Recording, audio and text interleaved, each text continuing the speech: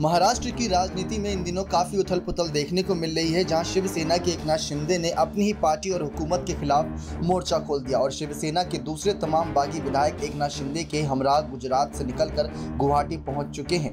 अब ऐसा माना जा रहा है कि शिवसेना के नेतृत्व वाली महाराष्ट्र हुकूमत के दिन करीब आ चुके हैं और जल्द ही ये हुकूमत गिरने वाली है। सूत्रों ने जानकारी दी कि महाराष्ट्र की हुकूमत को इस वक्त राजनीतिक संकट का सामना करना पड़ रहा है, लेकिन इसके बारे में रांकपा प्रमुख शरद पवार को पहले ही अंदाजा हो गया था। जी हाँ, ये वैसे तो होश उड़ा देने वाली बात है, लेकिन ये कहीं ना कहीं हकीकत बताई जा रही है। उन्होंने उद्धव ठाकरे को शिवसेना और सत्तारूढ़ एनडीए के नेताओं के भीतर बढ़ती चिंता के बारे में चेतावनी दी थी और कहा था कि ऐसी ही सूरत हाल रही तो हुकूमत का बरकरार रहना मुश्किल हो सकता है। सूत्रों ने कहा कि शरद पवार ने उद्धव ठाकरे को कम से कम 4 से 5 महीने पहले चेतावनी दी थी और उन्होंने अपनी पार्टी के नेताओं और एनडीए के अन्य मंत्रियों से मिलना शुरू करने की सलाह दी थी।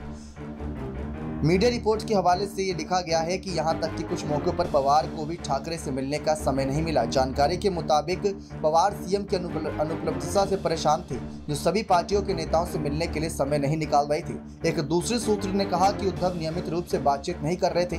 पवार ने उद्धव को शिवसेना गठबंधन के भीतर बढ़ती चिंता के बारे में चेतावनी दी थी। एनडीए के कुछ विधायकों ने भी पवार के साथ कहा था कि सीएम उनकी बात नहीं सुन रहे हैं और उद्धव से बात करना मुश्किल हो रहा है। वे सरकार से अलग थलग और अवंचित महसूस करते रहे हैं। हालांकि वहीं एक शिवसेना नेता का कहना है कि सीएम को विधायकों में इस तरह की किसी नाराजगी की जानकारी की भनक तक नहीं थी। उन्होंने कहा कि ठाकरे लगातार बैठकें कर रहे थे और विधायकों और मंत्रियों से लगातार संवाद कर रहे थे। अगर कहीं भी कोई मसला पेश आता तो सीएम उसे हल करने के लिए फौरन आदेश जारी कर देते। लेकिन ये देखते हैं कितनी हकीकत है कि शरद पवार ने क्या पहले ही चेतावनी दे दी थी या नहीं। अब शरद पवार का ये कहना है कि उद्धव सरकार अपनी शिवसेना के मामले को अच्छी तरीके से समझती है और ये गठबंधन यूं ही आगे जारी रहेगा। नेक्स्ट 9 न्यूज़ रूम की रिपोर्ट।